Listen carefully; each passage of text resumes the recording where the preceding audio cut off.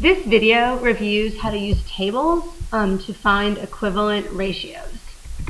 So what we have is I wrote down that using tables is similar to finding equivalent fractions.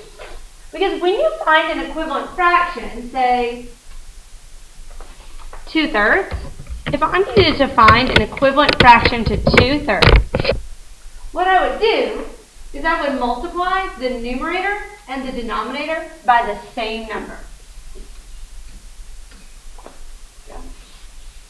So I have 2/3, and I can multiply, say, the denominator by 3, and then to find an equivalent fraction, I have to multiply the numerator by the same number. So that's how I know that 6/9 equals 2/3. Now, to get another equivalent fraction from here, I could either do 9 times the number, or I could do 3 times the number. The same thing works with these tables, as you'll see in a minute. So tables are all about multiplication patterns. So let's go to this table.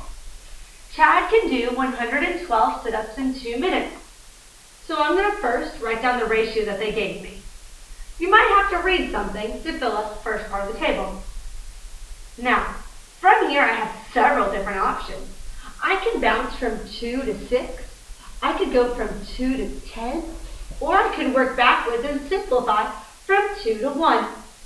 I'm going to go from 2 to 1 first. So I just know I have to divide by 2. Now if I divide the denominator by 2, I have to divide the numerator by 2 in a fraction. The same thing works for a table. So 112 divided by 2 is 56. Now, I'm going to go ahead and work on the multiplication. So now I'm going to try to get to 3.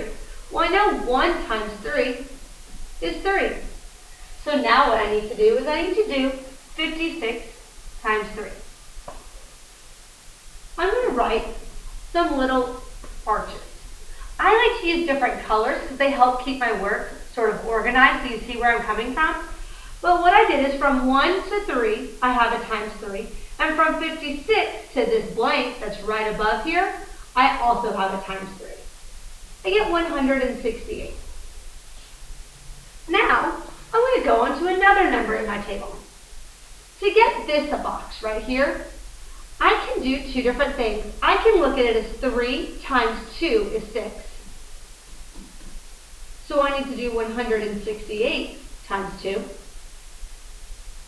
Or, if I wanted to, I could have done 1 times 6 is 6.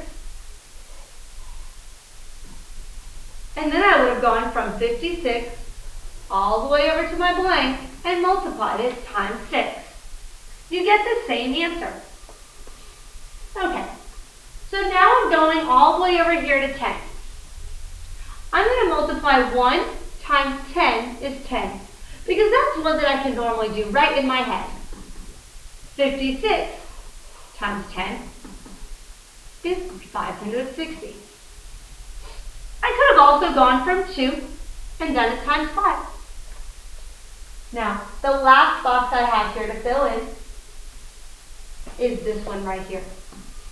For this one, I'm going to need to do some division because I have to figure out 56 times what number is 392.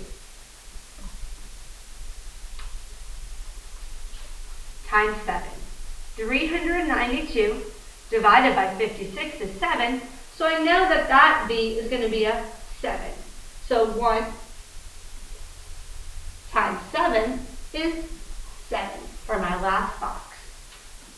So remember, ratio tables are similar to equivalent fractions in that you have to multiply or divide both numbers to find an equivalent fraction.